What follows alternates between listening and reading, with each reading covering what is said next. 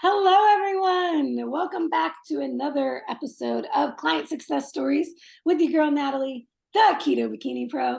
And I am here today with a really awesome client who has absolutely killed it with me over the last 6 months. We are continuing to work together for her next stage of her journey, which we'll talk about in a little bit. But Lauren Hensler, welcome. Thank you so much for being here with me today to share your story.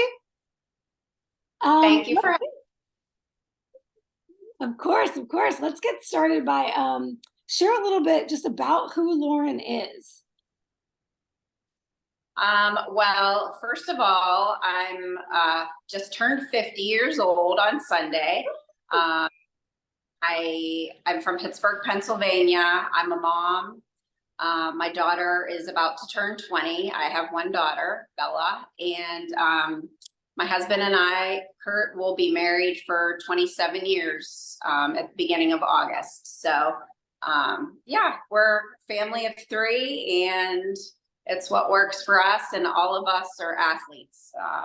I grew up swimming and running, and my husband played baseball and football and played baseball in college, and my daughter is a Division I softball athlete at James Madison currently. So we live active lifestyles, we hike as a family, we do track workouts together, we do lots of, active fit stuff. So that's part of just who we are as a family. Awesome. And for anybody who's now about to tune out and say, well, she was an athlete, so of course she's going to have success. Hold on. Let's talk about where you were before we started working together and why you signed up with me. So for years and years and years, I came from an endurance background, Ironman training, marathon training, doing some ultra marathons.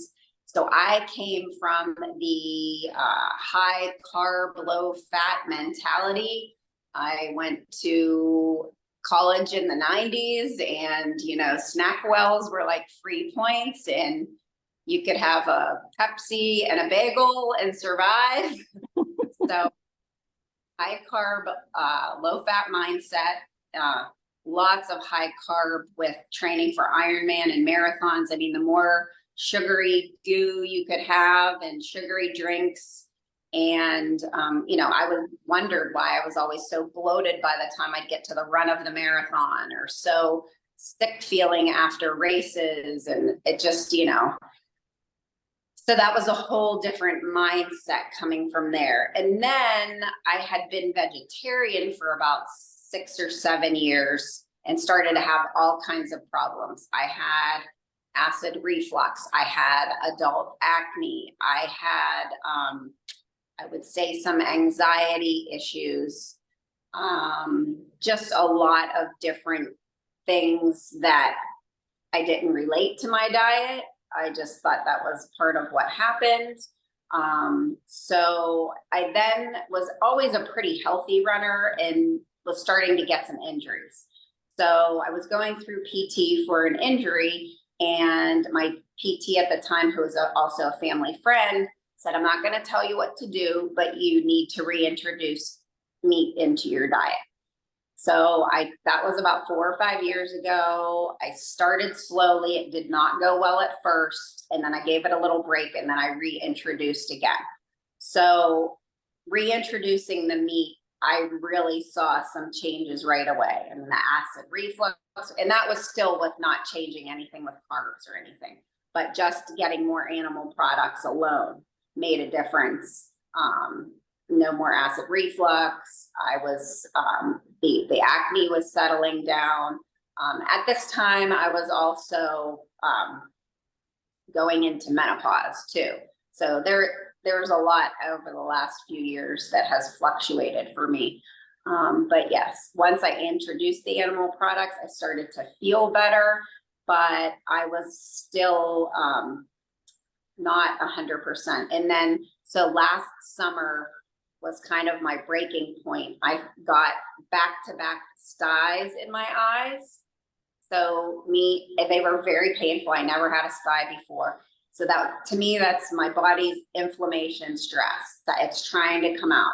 Why is this happening? And then at the end of the summer, my knee swelled. I didn't injure it. I didn't do any, but it just got lots of fluid around my right knee. It would go away, then it would come back. It would go away and come back. Finally, I had it drained in November, and I did a slow like return to run. It was never painful. It just started to, and I had an MRI and it was clear, but it was just inflammation. I'm like, why is my body, what's my body trying to tell me, is really what I wanted to find out. So I had been reading, a lot more about ketogenic diets, keto, carnivore. I had probably for the last year before that, started to eliminate plant foods. So I just didn't have the right plan to put all the pieces of the puzzle together to transition myself from high carb, low fat into more of a ketogenic, protein focused, high fat diet. So, I was still exercising, I was still working out, but I was gaining weight, and my diet I wasn't tracking anything, but my, just eating normal, what I thought was healthy enough. And, I was gaining to the point where I had gained almost more weight than I ever had, almost to my pregnancy weight. So, and I could just tell it just was a lot of body fat, and I didn't feel well. I wasn't comfortable in my own skin, and that's not who I always see myself as an athlete, because I grew up as an athlete. And so I just didn't, for myself, couldn't put the pieces of the puzzle together. So that's why I found you, and actually through Coach Bronson. So because I started using his app a little bit and did some training there. And again, training, but not seeing any changes or results. I'm strong, but not as far as the body composition. Yeah, so there's something so powerful you said in your evaluation, and it was that before we started working together, you were feeling like a fraud. Yeah. That's a powerful statement. Tell me a little bit about what that means. Yes. So, again, growing up as an athlete, competing as an athlete, as an adult, I know how I view myself. I know how, not that you should care what other people think, but I know how other people view, she's the one that always competed in Ironmans and marathons. And I just didn't look the part, didn't feel the part. And, I do a little bit of private personal training with friends and family, and I just wasn't putting it together for myself. So that's what the fraud part for me felt like, was the extra body fat and the weight gain. And I figured too, if I can educate myself a little bit better, I can help my clients better. I work with my parents a lot, so you can only teach and change them as so much that they want to. But, so I want to be able to help my family best as I can too. So. And you said throughout our journey together, your daughter is your biggest why, and she's your biggest motivator. You see her and the things she's doing as a collegiate athlete. You traveled, we'll talk about it in a little bit, about some of the struggles that you had to overcome with traveling all the time to go to her games. So I know that was front of mind for you, watching your daughter and thinking, I want to be able to be strong and continue to grow in my strength and my ability later in life. And she was really that kind of, not only, and your adorable cheerleader. I just love how she cheers you on, and she's like your biggest supporter as you're her biggest supporter. So Yeah. talk a little bit more on that mindset piece in a bit. But tell me a little bit about, okay, now you're like, all right, I need help. I can't do this on my own. I'm trying things. I don't know what to piece together to create this plan that's going to give me the results that I want. I don't even know if it's possible at my age, going through menopause, yada, yada, right? Tell me a little bit about kind of these reservations that you might have had about working with a coach. What if this doesn't work? Yes. So, every stereotype goes through your head. Well, you get to a certain age, you shouldn't be able to do that. Yeah, you get to a certain age, you're not able to lose the weight. And to me, that's just all a bunch of excuses. And I was just making excuses. And, why? Well, I'm, going to be 50. Well, I don't want to be 50 and be on medications and have my family, be a burden to them or anything like that. Having an only child, as I get older, again, I'm not elderly, but as I get older, I don't want to be a burden to her. And I want to keep my strength as long as I can. And while everybody likes to look good, I also had other fitness goals because at James Madison in the softball program, they do something called Strong Women's Week. And they do all these different strength and conditioning metrics. And I was just so inspired by Bella as a freshman coming in. She had herself so prepared to compete at the next level. And she competed with, the best of the best on their team in pull-ups and push-ups and the jumping. And they did softball skills too, but, the single leg pistol squats. I mean, she just killed it. And that's just so impressive to me. So I wanted to be able to, maybe not do 63 single leg pistol squats, but be able to do my version of some pistol squats, or not be able to do, 10 chin-ups after doing 70 push-ups. But I want to be able to do push-ups. I want to be able to do pull-ups. I want to be able to do those things and, not just worry about a number on a scale or a size or whatever, but I want to be strong. So I think, the reservations I had was just the age is just a number. So I need to put that out of my head. I know deep down I'm an athlete. And, the other thing is like a reservation about the financial commitment. This is what I wanted to do for my birthday, and the birthday is just the kickoff. That's just the starting point to get to. But if you don't invest in your health, what's the point? I just, if you don't have your health, you don't have anything. So really wanted to stress why I was so inflamed, and learning more and more about keto and carnivore and low carb. I'm very fascinated by the effects it has on your brain and your emotional state. I mean, I am much more calm than I ever.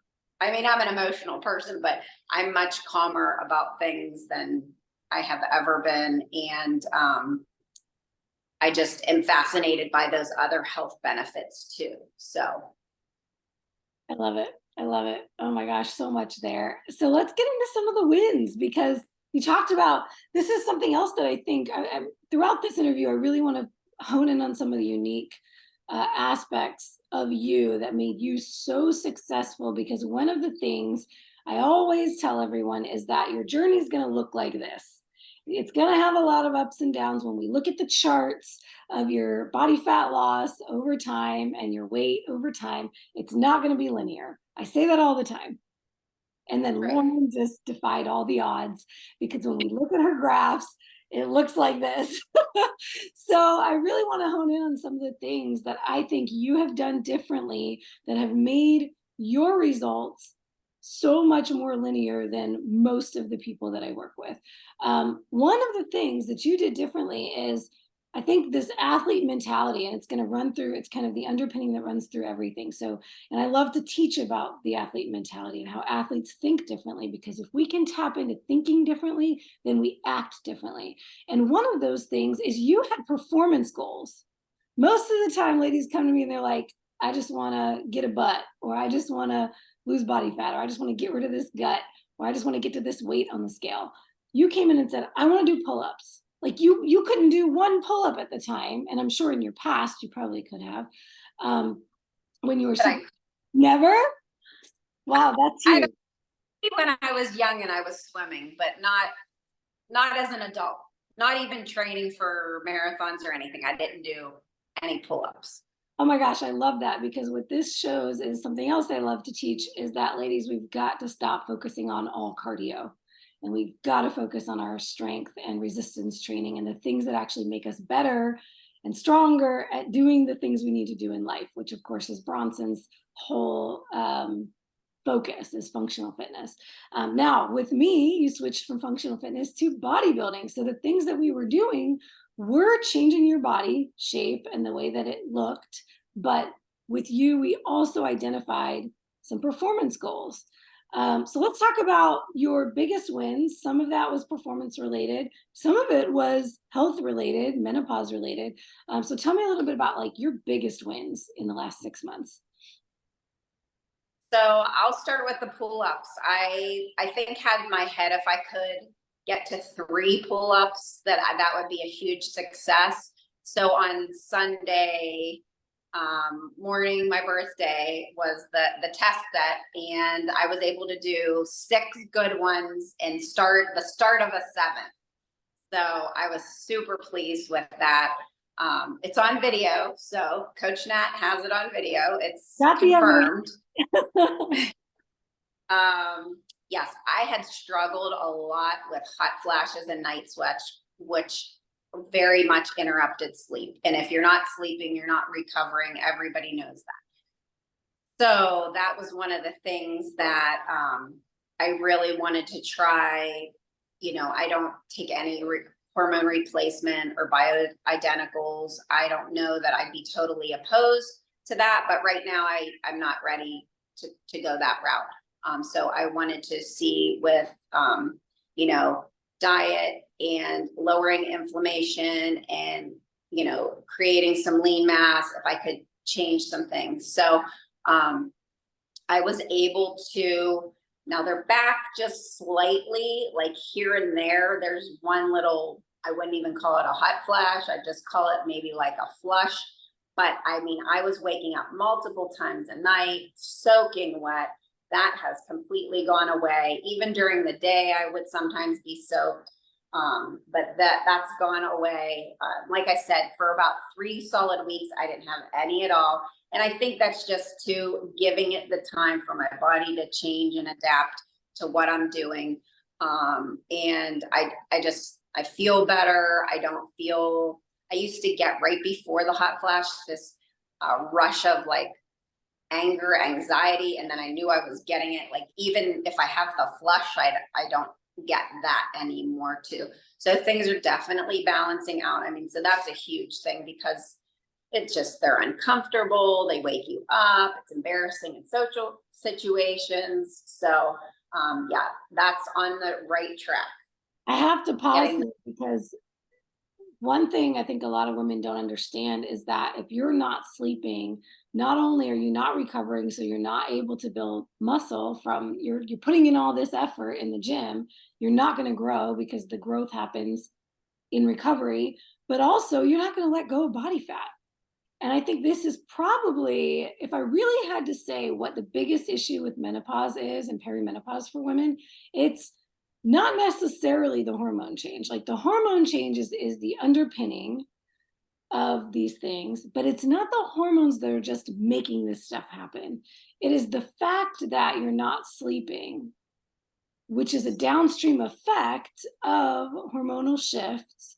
But this lack of sleep is not allowing your body to do what it needs to do to function optimally. And when we're not functioning optimally, our body is not going to release body fat because your body is not in homeostasis. It's freaking out and it's trying to fix the problem. So And I think this is such a key one because we added the hot flashes and night sweats to your biofeedback that we were tracking every week. So you gave me a rating every week. And as a coach, I always want to be able to just fix something for somebody, just tell them, here's the answer, right? And I really had to just say, okay, well, let's keep tracking it. But the big thing here, going back to the mindset, is you kept the patience. And every week when you reported out about that, you're like, well, I'm just going to keep on going and see how it goes next week. And then it took 4, 5, almost the full 6 months before you really got relief. But you didn't Absolutely. jump ship and say, well, it's not working.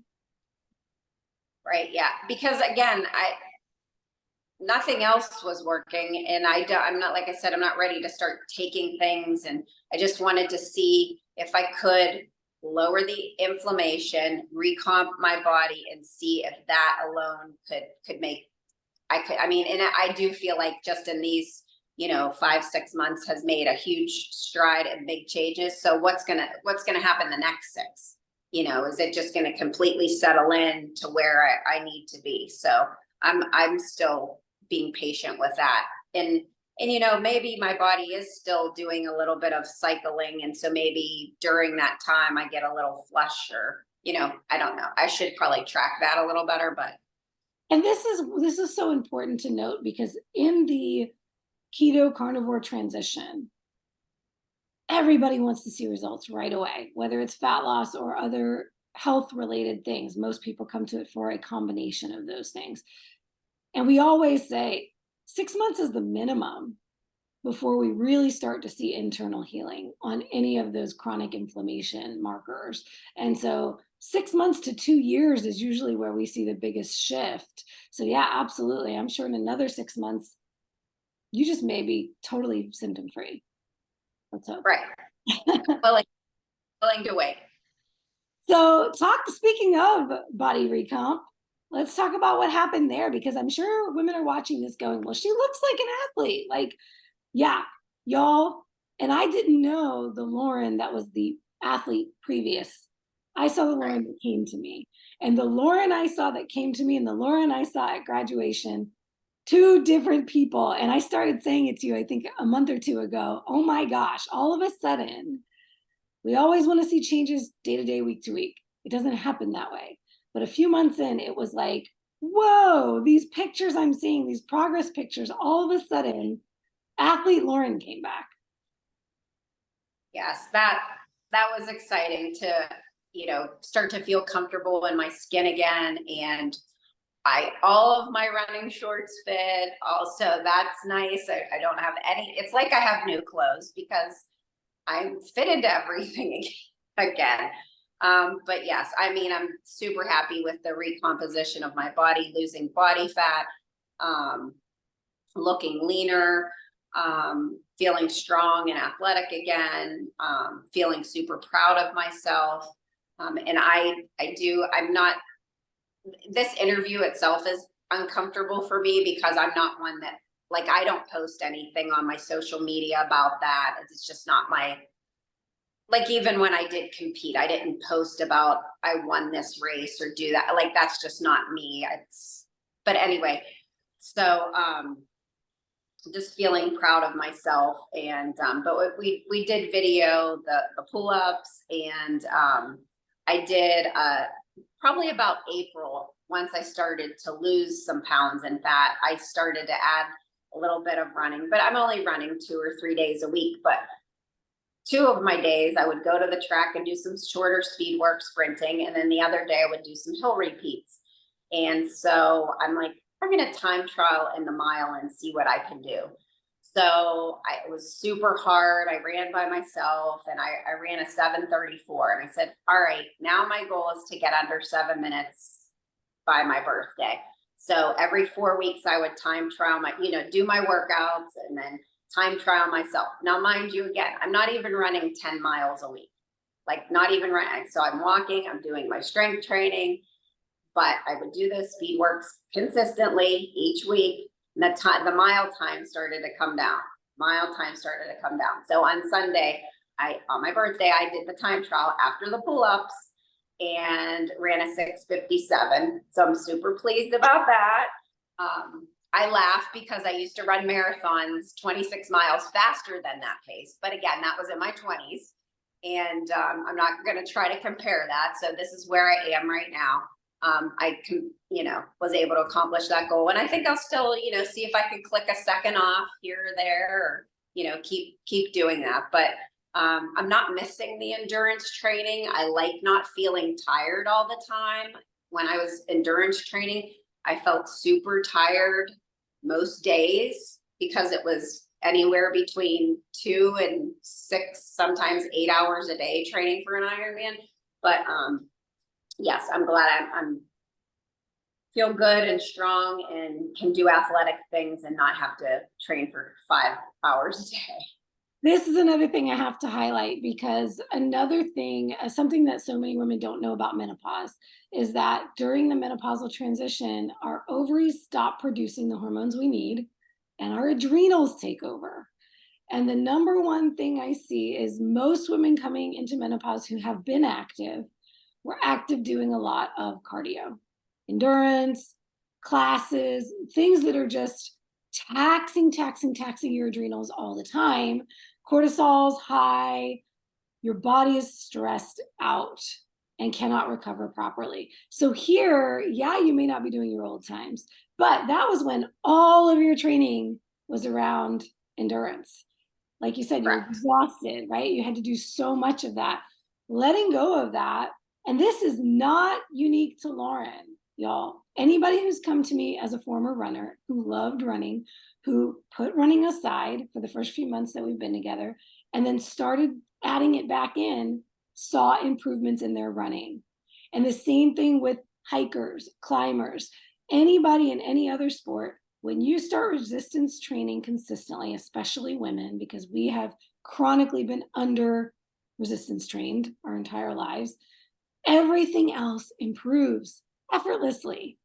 So absolutely, I'm sure you'll be able to take more time off of that without having to do extensive cardio. Love that. Right. Yeah, so let's talk a little bit then about some challenges you had throughout this journey together. We talked about the hot flashes, the body fat loss. We already talked about that. And the inflammation that you were dealing with at the beginning. But I think one of the pieces I want to touch on is that you were traveling incessant, like the entire time that we were working together. It was your big travel season with a freshman in college, doing having games every weekend. And so most people, when they travel, fall off the plan and then have to get back on every single week. You found ways to make that work. So I want to hear a little bit about what that was like for you and how you overcame that. It almost wasn't even a challenge for you. Yes, I was worried about that, but going into the training. So I started the first week of January with you, and I had until I think it was February 9th or 10th was our first trip. So I had like 4 to 5 weeks of settling in with my macros and the training. The training to make time to train, I would do that anyway. So even at whatever weight I am, I'm going for a run, I'm hitting the gym, I'm doing something while we're away anyway. We walk. So that part, I knew I would get my training in. It was the nutrition side, traveling. How was I going to be okay with that? Because I couldn't track perfectly because I never knew, sometimes the games would go into extra innings and then maybe we weren't going to eat. And I never knew what restaurant we were going to because I wasn't always picking that. So it just was really, I would be consistent with try to have a breakfast of bacon and eggs, and then try to guesstimate and map out from there. And so I had this 4 to 5 weeks to get ready, and no joke, literally traveled 14 weekends in a row, all over the place. So that airplanes, driving in cars, car travel was easier because I could pack stuff.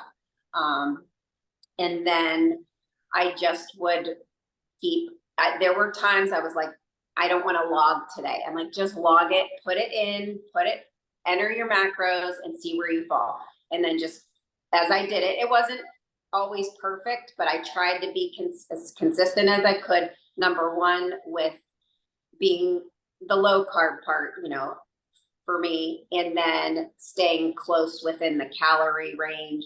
And then the protein and fat would kind of fall stuck to that. So sometimes I was a little high on the protein, or some weekends maybe were higher on the fat, but I was never too far off.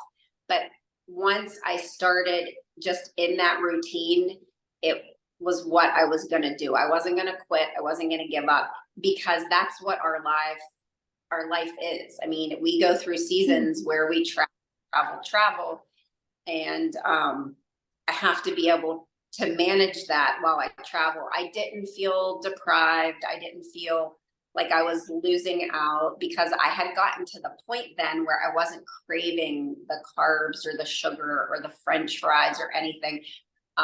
If I wanted something, I would just, maybe have like an extra chicken wing or an extra bite of a burger or whatever, but just really trying to stick to, if I felt like I needed a little more, then I would eat the low carb items a little bit more. So that was, it's not easy to travel and try to make some big changes, but it was worth it to me. And now I know how to do it. When I don't have, a couple weekends ago, we went away, and I had no problem. It was actually my first weekend that I did not track, and I was just able to make choices, and I worked out fine. And then, now we're doing some days not tracking and just trying to see where it falls. But really focusing on the proteins, the biggest thing. I mean, that's been really a big difference the too. lesson here is, first of all, it's all going to be won or lost in the mind. So if you can get your mind right around it, you will always have a way to make it work. And that was the thing that I think kept you more consistent than most people, because every time you weren't battling this decision, do I have the fries? That decision was already made.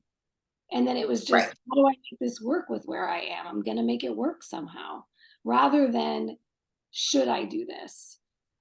So that, I think, brings me into the aha moments of this experience for you. One of those was that you could make progress and do this while you traveled.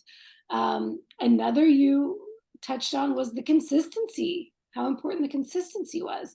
And the big one I really want to highlight here is, coming from a carb background, that you don't need carbs to thrive. Yeah. Yeah. I mean, as embarrassing as this is for me to say, I have had women in the last month stop me in Lowe's, in Aldi, we'll be out somewhere, and come up to me and say, your arms look incredible, or you look so good. Or, I mean, that's I just say thank you, because that's all. But I just say thank you. And nobody did that to me before, like when I was eating all those carbs. So, and again, it's not about how you look all the time, but I mean, I wasn't having people stopping me in the grocery store that I don't even know saying, wow, your arms look great. Or, I mean, it's so. And the other thing, I don't need the carbs to thrive. I make, you try to push myself to progressively overload in the gym, even if it's just one set of something that I'm adding weights to.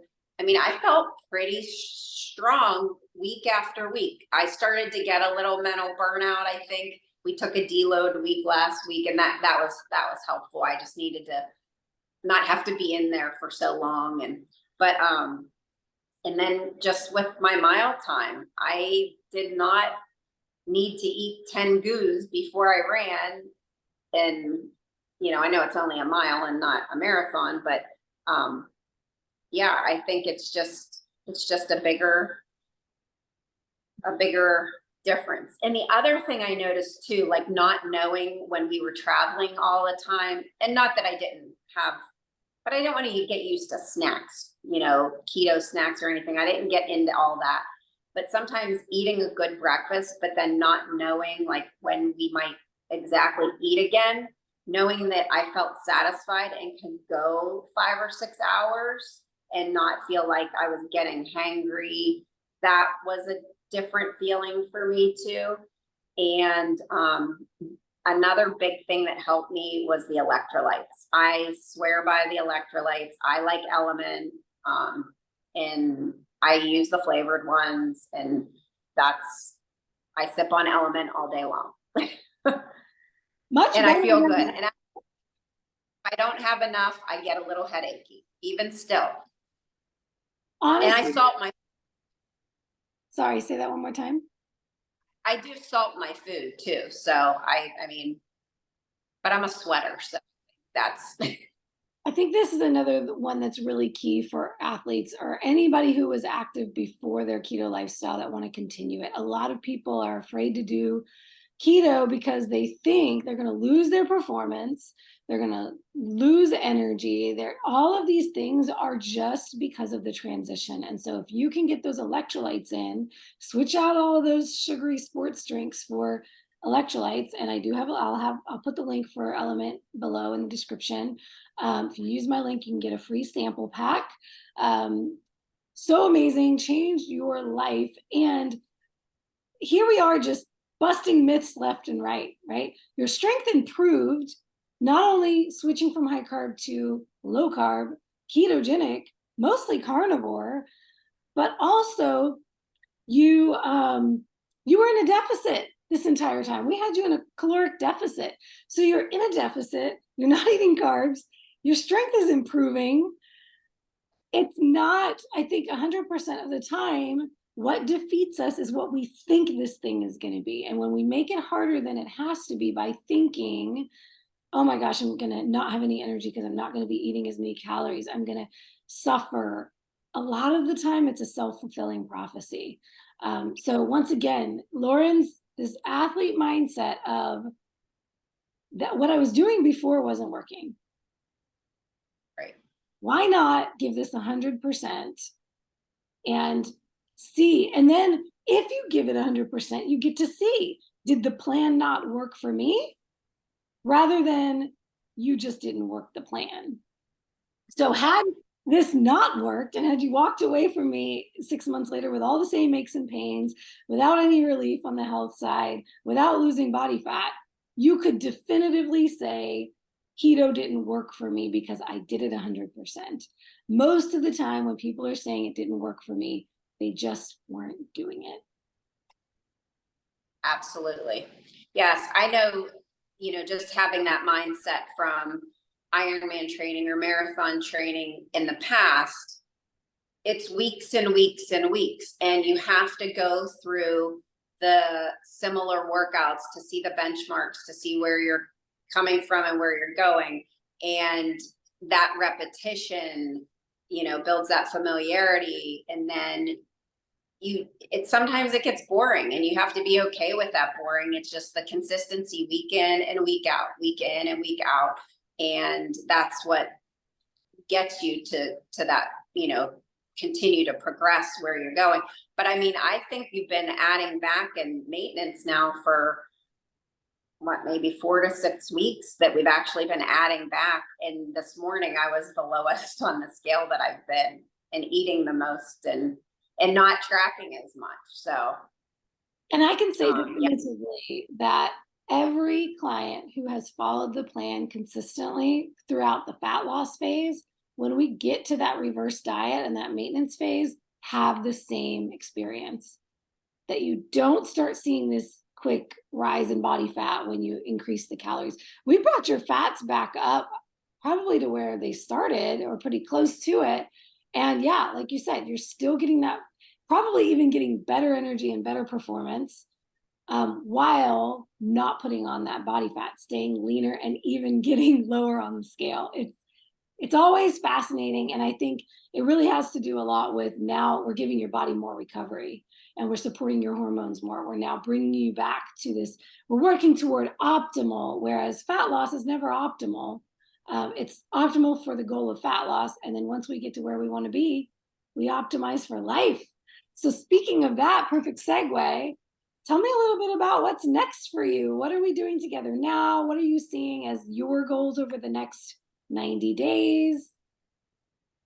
Yes. So I had my graduation call, and we discussed some options. And for me, I think we're just keeping my macros in a maintenance range right now, and I'm enjoying the flexibility with that, but still trying. I'm tracking 3 to 4 days a week, just to be consistent with that. And we're going to continue to work together with the strength training. And I'm excited to see about that, where that's going to go next. Next week, we have vacation. So we'll do some training on vacation, just different stuff with bands and lightweight dumbbells. But yeah, I like to be coached, and I'm able to do it. So I've always been a coachable athlete. You tell me what to do, and I've been like that since I was a kid. So I like to be coached. I'm a coachable athlete, and I want to stick to it. I mean, do I want to do a bikini contest? It sits kind of like in my head, but like I said, I don't even post stuff on social media, so that would be really way outside my comfort zone.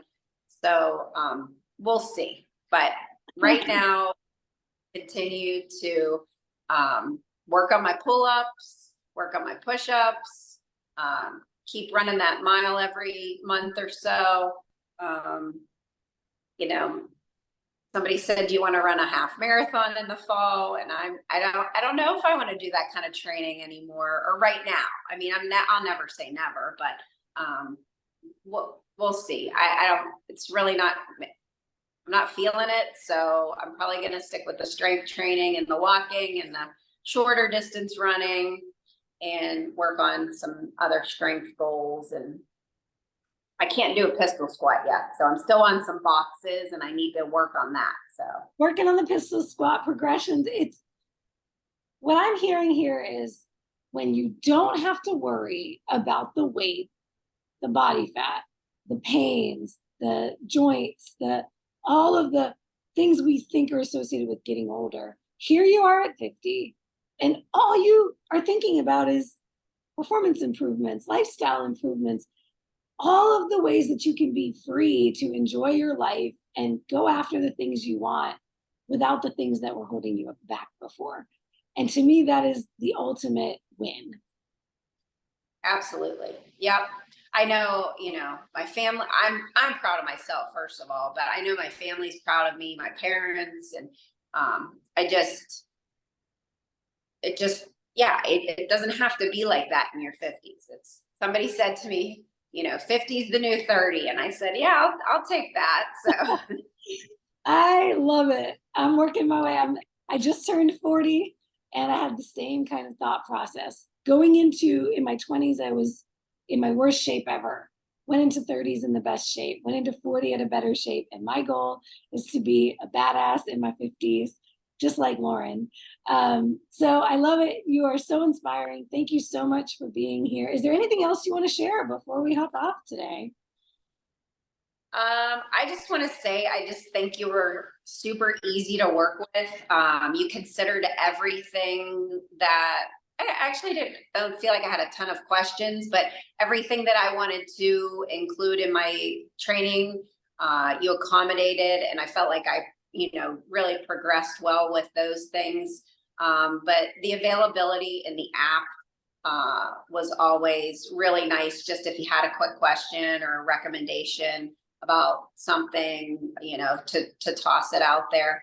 But I liked having that accountability and that support for sure. So I just think, I appreciate your positivity and how dedicated you are to a space that maybe doesn't, especially with your competing, doesn't really go with a keto lifestyle, how dedicated you are to that, because you've seen your own health benefits and want to share that with people. So I appreciate that too. Thank you so much. And you're right, the industry does not recognize keto as viable for these kinds of things for so many sports. They have not adopted it yet, but unfortunately, most coaches and functional doctors end up spending time with these athletes who's completely wrecked their health, doing things the wrong way. So we need more voices talking about it. And I thank you for sharing this side of it, because I think more people need to hear this message. There is another way, and we don't have to choose the standard way of doing it just because it's always been done that way. So thanks Exactly. for being here. Good luck on your next leg of your journey. I'm excited to be along with you for that ride and to see where you take it in this next decade. Thank you so much.